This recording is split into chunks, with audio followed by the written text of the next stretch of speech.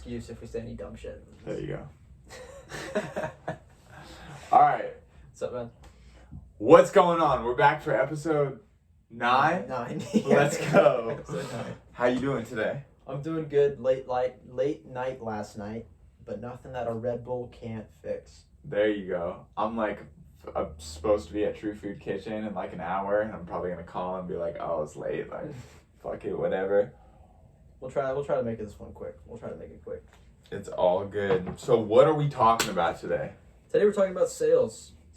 Something that we're both just getting a little bit more experience in. So we're not super knowledgeable about it. We'll probably do a follow-up video down the line after we've got a lot more experience in it to revisit these concepts, but we're just going to talk about it anyway. And so what are you doing in sales right now? So right now I'm doing quite a bit because I have a number of different ventures, but the main thing that I'm doing in sales is I'm going to be working with real estate agents to help them sell more listings, to bolster their reputation as realtors through video production and promotion.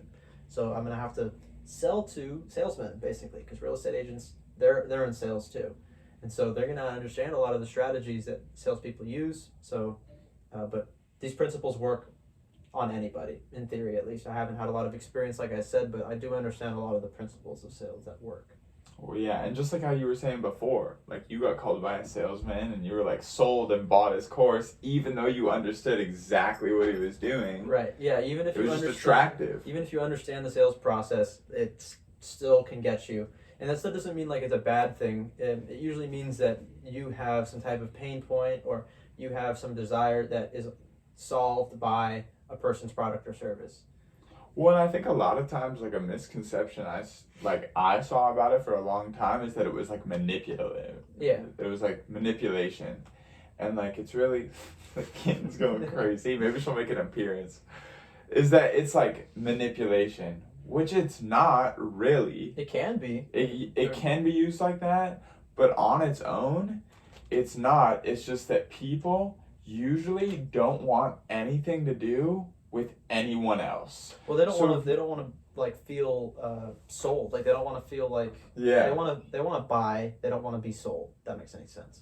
Right, and it's so like, how do you provide like the world with your product or service in a way that's not just like buy it, please, or just like hard selling them, being like, you need this. So I think that the most important thing is that you qualify who you're selling to. Yeah. You have to try to make sure that the person that's buying from you would actually benefit from the product or service that you're offering. Right. That would make the transaction ethical, because you're just helping them realize that this product or service could directly benefit their life. Yeah. And so that it's like you're coming from a place of almost like, what's the word? Not empathy or generosity, but like you're coming from a good place. You're not trying to get them to buy from you so that you can make money. You're trying to get them to buy from you so that their life can improve through your offer. Right. No, and that's exactly, we were just talking about this before. We were going to do another episode, but we're like, fuck, we're already stuck on sales, so we're going to talk about this. But that's exactly what I'm doing right now. It's like I'm helping a lot of other artists and brands and like really anyone with a social media page grow their online presence. And the most important thing that I have to focus on is making them realize that this is valuable to them. That like, if you are somebody online doing anything on the internet, it's important to have an online presence. And like, you know, these are people, for anyone who's on Instagram who's probably watching this, everyone's got the like little like bot from India message that's like, hey, like send me $3,000 on Cash App for 1,000 fake followers, you know. And so my mission is to go up to these same people that are getting this messages and be different and like create a real connection and make them understand that I'm not just somebody looking for $1. I have a service that's going to provide them with some kind of value. Right. So in your opinion, what is the difference between marketing and sales? I think like, I don't know. I think that like sales is more direct. Like I would say that, like, at least from my experience with it, like when I think about like marketing myself as a brand, I'm thinking about being marketable, being attractive to the market. What is the market looking for? How can I have that, and how can I provide that to people looking for it? Sales is me taking the action into some kind of conversation where I'm like, hey, look, I see what you're doing. I have this. This can provide you value. It feels a lot more direct to me, whereas like marketing feels like creating something that's attractive to an audience. That's exactly how I conceptualize the difference between marketing and sales. Is marketing is like you're attracting people into your sales funnel. So you're bringing people in initially to maybe schedule appointments with you to hop on a call, and on that call you're diagnosing like their issues, their pain points, and then you're framing your product or service as a solution to those problems. Right. And that'll tangibly provide some type of benefit to their life. So sales is more direct. You're speaking to a person. It's more personal. There's more personal, and then marketing is sort of casting a broader net and try to bring people in, let people know what you do. It's like sales is the more one-on-one sort of direct aspect of it, and then the marketing is like the bringing everybody into your circle kind of thing. Yeah, well, it's like, it's funny because when I think about what I'm doing, I'm selling marketing. So like, I'm basically using sales, like direct conversations, to teach people that they need marketing. Yeah. Is that they need to be an attractive person online to build anything. If you have an online presence that looks like shit, nobody gives a fuck about you. So that's like, I'm using like a direct form of sales, which is a conversation, to explain to people that like you need to be an attractive person online to succeed. Right. So what are some common mistakes that you see people make in sales, given our limited experience? I would say like the biggest one that you like run into at like Verizon stores where people have like been working there for like, 2 months, is like when people like hard sell. Like I personally, just as somebody who's been on the other end of it, I think making the mistake, I mean, there's cases where hard selling has worked and continues to work, but I think like for most audiences, if you step over a line, like we were talking about before the podcast, is like if somebody tells you they can't afford what you're selling, if you're just like, you can afford it, like where the fuck is your money going? That's like, you've now stepped into a line where somebody's going to become defensive. Somebody's going to be like, whoa, you're attacking me. Get me the fuck out of here. Well, that's also kind of an unethical way to sell, is just by making that pressure and almost like belittling a person. Right. That's not a good strategy to sell, because even the people who do buy from you, they're probably not going to be happy about having bought. Like the whole sales process. Right, they're going to go home and be like... Yeah, the whole process for them was probably uncomfortable. Yeah. And yeah, you made money, you made the sale, but the buyer isn't really happy, so they're probably not going to buy from you again. They're probably less likely to vouch for you and promote and refer you to other people. Well, and I'm a strong believer in that, like, I mean, yeah, you could just be a slick, dirty salesman and make 100 closes a month and never have any reoccurring clients and have a bunch of money, but it's so much of a better life and a better market if you can build sustainable relationships and have reoccurring clients. Yeah. Because then you don't have to go hunt people down and hard sell them and like... See, the biggest thing I think that people don't understand about sales is that sales is fundamentally just building relationships. It's the whole point of a sale, like a transaction. One of the coaches I'm working with right now explained this on a call earlier, is that people see a transaction as being like the end of something. Like you make a transaction, the money exchanges hands, and then the transaction's over, you're good to go. But framing a transaction as being like the beginning of a relationship with many more transactions to continue down the road is a better way to look at it. Right. It's like it's the beginning of, something where you can grow together into like mutual prosperity. I think seeing sales in general and transactions in that way is a healthier way to look at it. So when you're approaching people and trying to make sales, you're not trying to get them to just give you money and you exchange for a service. It's like we're gonna engage in we're engaging in something together, so that we can both succeed mutually.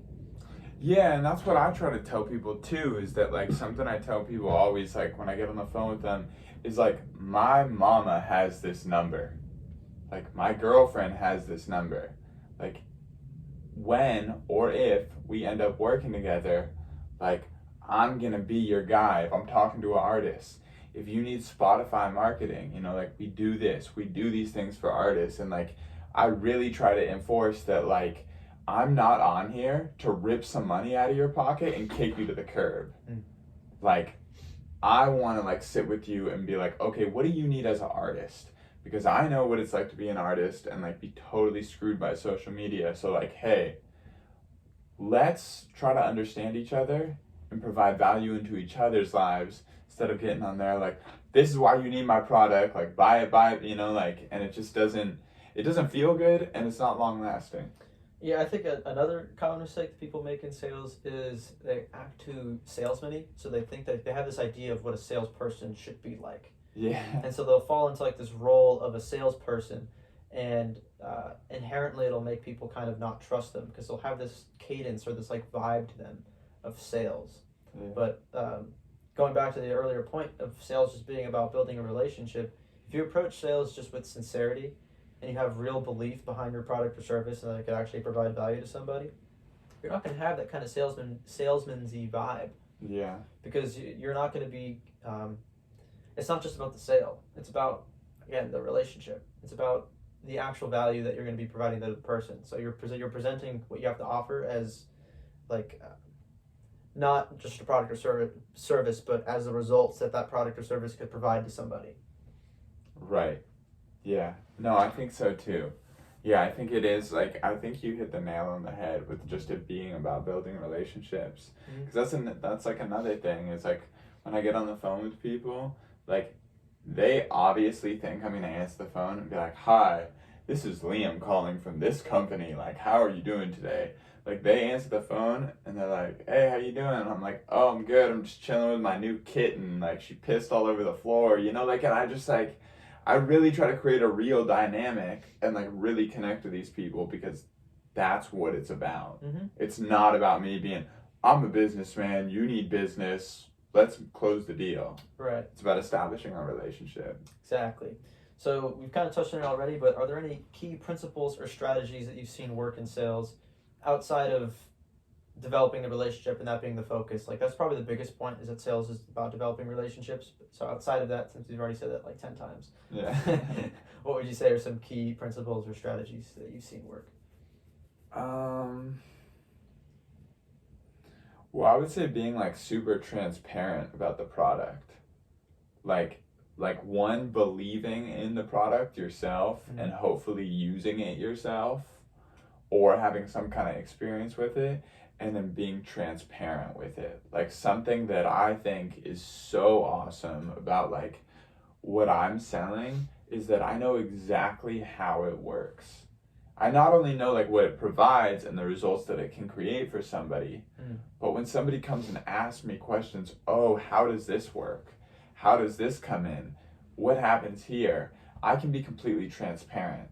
I don't need to be like, don't worry about it, you know? Like, I don't have to be sneaky about anything. I can be truthful, I can be transparent, and I can show them exactly what happens behind the scenes. Yeah, knowledge about the product and like not feeling like you need to hide anything about the product because your belief in it, you believe that it works because you've seen the results that it gets, or you believe in those results, so you're able to communicate those results to other people without feeling like you have anything to hide. Right. Because there's real belief behind it. If you don't have real belief behind your product or service, when you try to sell it, you're almost going to feel like a slimy salesperson because you don't even believe in the product yourself and you're trying to sell this to somebody else. Yeah. It's not going to work. It's going to come off in subtle ways, like through your communication. So, yeah, the most important principle of when you're trying to sell something is that you believe in what you're selling. Yeah. Because no matter how much you try to fake it, it's going to come off some way, somehow, if you don't believe in the product or service that you're trying to sell. Right. I think another key principle or strategy that I've seen work in sales is not making it about the product or service itself, like what it does, but more about the results that it'll bring to the person, like the specific results also that they're looking for. So I've heard an example. Well, I'm just going to talk about some of the sales literature that I've read and what it explained, but sales is like a hurt and rescue mission. So you have to first diagnose like a doctor and understand what their problems are and what they're lacking and whether or not even your product is a good fit for them. Once you identify those pain points, you're then going to want to frame your product or service as a solution to those pain points and build a vision of a solution. So paint a picture for the client about how your product or service can deliver the results that they're seeking to ameliorate their pain. And then they'll understand the real value behind what your product or service is, and they'll be comparing the price point of your product or service to the value that's being delivered and not what they superficially think the product or service is itself. So Right. whether it's just a video and some online ads for that video, it's like $4,000 for that doesn't seem, I guess, fair or equitable. It's like, $4,000 for just a couple of videos. But when they understand what the value that the videos bring for them, like, that $4,000 will help me sell this listing, and will get a bunch of people reaching out to me as buyers or sellers so that I can help them sell their listings or buy a property. Right. And I've been struggling to get people to reach out to me. So when they understand that, these videos could help me sell this specific listing I've been struggling to sell, or get more people reaching out to me, which I've been struggling to do, then the $4,000 is put into a context that makes sense for them, and in a context where they see the value of it, for real. Yeah. No, I think so too. Like, I think that, the thing that's popping into my mind is that, like, how I was pitched, like, into this service. And, like, the pain point that was pitched to me was that, like, you're not a full-time artist. Mm. What do you need to be a full-time artist? And not exactly like this, but just to break it down. I need money. Well, your talent, even though you're talented, there's the compliment right there. Your talent doesn't get you paid. It's not what gets you paid in the music industry. Leverage is what gets you paid. How do you create leverage? By numbers. I help people with their numbers. That's just perfect. Like, okay, you want to be full-time with music. You need money. How do you get money? Not through what you already have, but through what you need. How do you get that? I can provide it. That's just perfect. Like, that's exactly like what every sale in any field should look like, is that you have a problem. This is the issue. You don't know how to solve it. I can solve it. Yeah. You're done. Yeah, I can help you solve it. I think a big, an important part of what maybe that's missing there is creating or really elaborating on the transformation that could happen, because people want to buy progress. They want to buy a transformation in their life. Yeah. So it's like why like diet courses and shit work. Yeah, and so if you're also framing your product or service as not just going to be able to provide these tangible benefits to your life, which alone justifies the price, justifies the price of the product or service, but it'll also transform you from this person from point A to point B. Right. It'll turn you from, for example, an agent who isn't getting a lot of people reaching out to them to help them buy or sell houses, an agent who is struggling to sell a lot of their listings in today's market for whatever reason, to an agent who is too many people reaching out to them. They don't even know how to deal with all the listings that they have, or creating problems that you didn't even have before that are better problems, like too many clients, right? That's a good problem to have, rather than not enough. Right. So transforming you from somebody who's not very popular to somebody who's very popular, transforming you from somebody who isn't a full-time artist to somebody who now can be a full-time artist because they have the social credibility that they can leverage to book more shows, to make more money through their artistry. Right. So yeah, I think elaborating that transformation is important. What has your experience in sales been like so far? Because you kind of just got started with it. Yeah, it's been awesome. I feel like I'm learning a billion things a day. What time are we working? 1:07? Nice. Yeah, I feel like I'm learning a million different things every day. When I first got started, I was like, holy fuck, I don't know what I'm doing at all. And then I started nailing because to me there's kind of two pitches. There's a pitch to get people onto the phone, and then there's, because people don't book calls with me, I reach out to them and then we agree to get on the phone together. And so there's a first pitch to get onto the phone, and then there's the pitch for the service.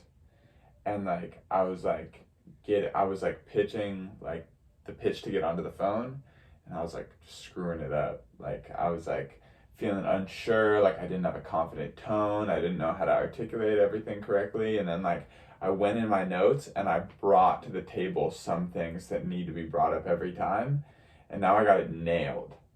You know, like almost every time I send a voice message, somebody's like, yeah, let's get on the phone. Like I need to drop like a day at my day job because like I don't even have enough time to like get on the phone with these people. But now, and what happened with that is because I just became more confident and more like elaborated more, and I was able to put in a pain point. This is another huge thing that I just noticed, is I wasn't able to get people onto the phone until I insulted them a little bit. So, for instance, like I was saying a lot of this stuff like, oh, like I help people with their numbers and build social credibility online and help you grow a brand just off the bat. And it wasn't getting any responses, and like people wouldn't want to get on the phone or whatever it was. And then I started saying, hey bro, you're great. I really like your music. I really enjoy what you have going on. I think you're very, very talented. However, and the pause is the most important part. I say, however, you do not have the community or the following around you to make this possible. Because if I'm going to be 110% honest with you, music is the entertainment industry. And the entertainment industry is built on social credibility and numbers. Boom. Yeah. Like I say that and it's done. Well, yeah, I mean, I wouldn't say it's like even, it's not really insulting them. It's just, in principle, it's just identifying a point of pain that they have, a problem that you've identified that they could use help with. Yeah. And if they resonate with that problem, yeah, it'll make them feel a little bit of emotional pain. Yeah. And then that's where you can position what you have to offer as a solution to that kind of pain. Right. And so long as it's true, and so long as the service that you have delivers the value that they're seeking, it's an ethical thing to do because you're actually helping them with a problem that they know they have. Right. And that's the thing, is that like when I've noticed that when I state that, it's just a fact. Like if I'm talking to somebody with 500 followers who has no engagement on their page, there's no battle. It's not an opinion. Like I've just pointed out a fact about your business and about your brand that's stopping you from leveling up, basically. Yeah, from stopping them from getting to the place they want to be.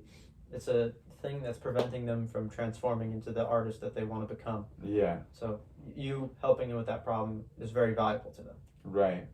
And then I think now it's just like I'm just trying a bunch of different things with the phone calls. Like we were just talking about before, like the thing that I need to focus on more is because I've been so stuck on like elaborating about the service.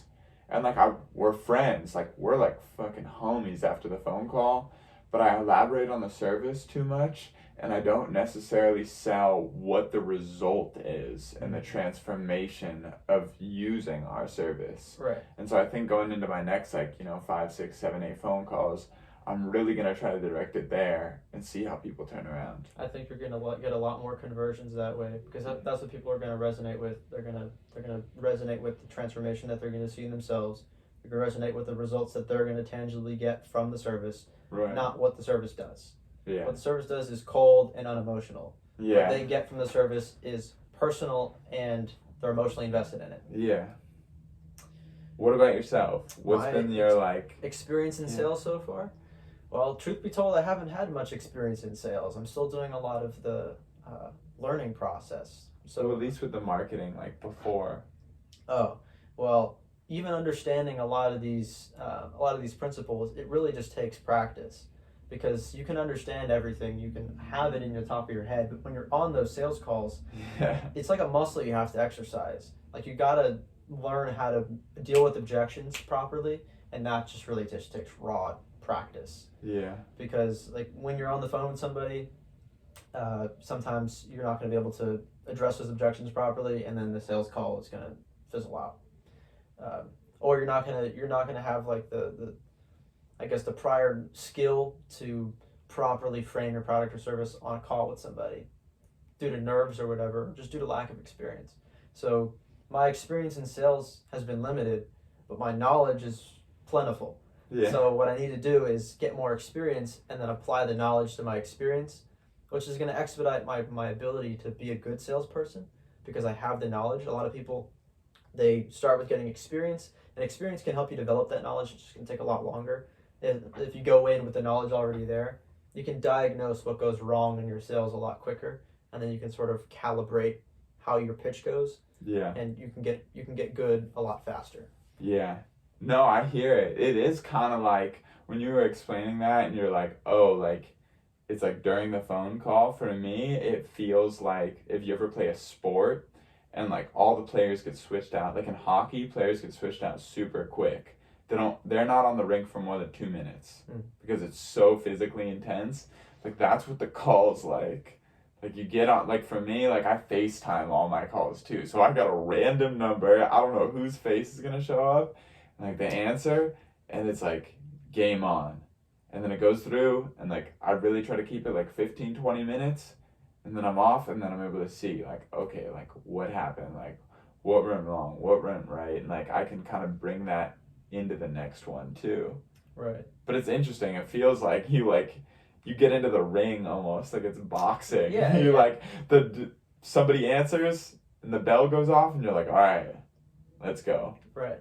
So yeah, anyways, with my limited experience, I'm excited to see how, because I have more knowledge of sales now than I did obviously in the past.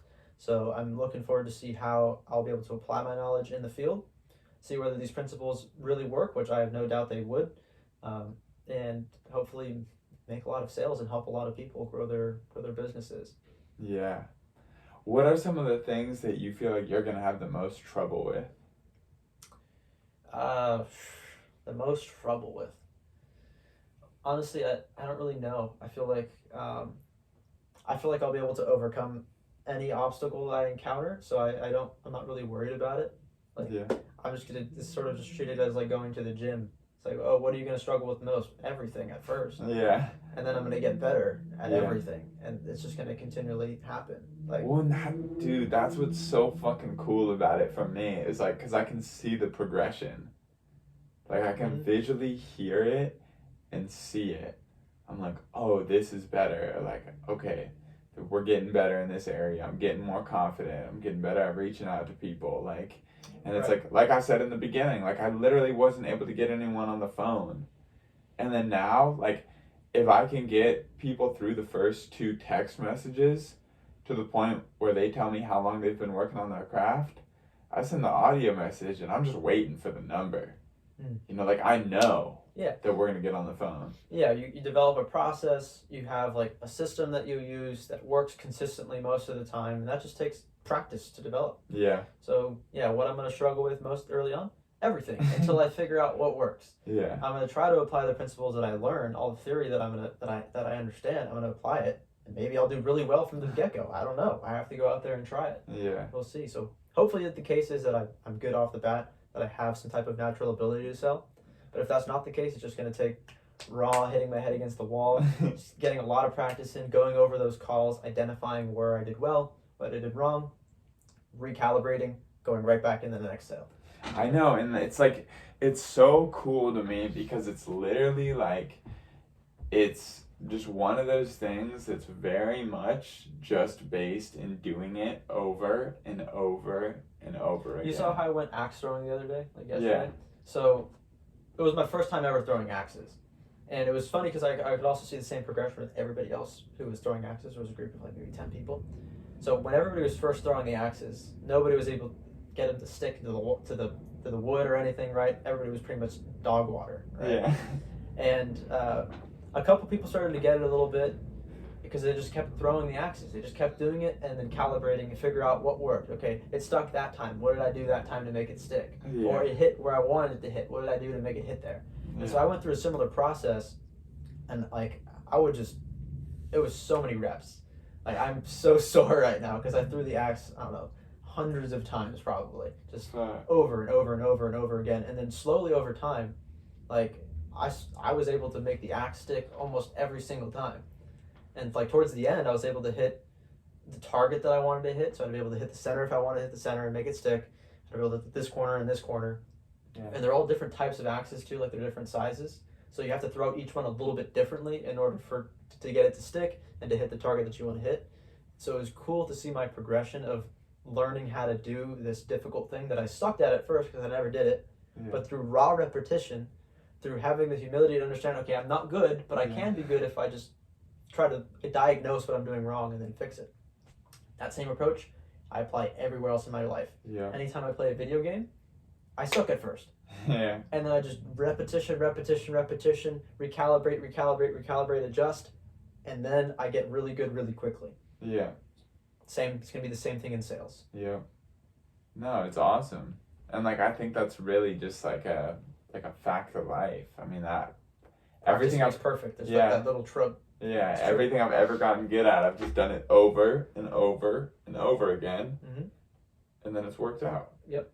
At some point. Yeah. It's just, Not in the time I wanted it to, it's persistence. but at some point. Persistence and humility. I think the humility part is important because if you're persistent in the same way of doing something that doesn't work, well, you're not going to grow. If I was throwing those axes all day and I threw it the exact same way, and every single time I threw it that way, it fucking bounced off the board. Well, the next time I throw the axe, if I do the exact same thing, it's going to bounce off the board. Right. So you have to have the humility to understand that you're doing it wrong. And change something. And then change the way that you're doing it. And that's how you're going to make the progression. So Right. raw repetition is not going to help you if you're doing it wrong every single time. But when you do the repetition and then you adjust the way you do it to try to find a better way, that's how you're going to get closer and closer and closer to the right way, or even the best way of doing it. Right. I think that pretty much concludes. I think we covered it. Any last thoughts? No, we'll see. We'll see how I do, and we'll probably revisit this exact same topic in like a few months' time. And Hell yeah. hopefully we're both balling, so. I know, right? Hopefully we're like just fucking 9 out of 10 conversions, so we'll see. Yeah. Alright, good episode. Hell yeah. Yay.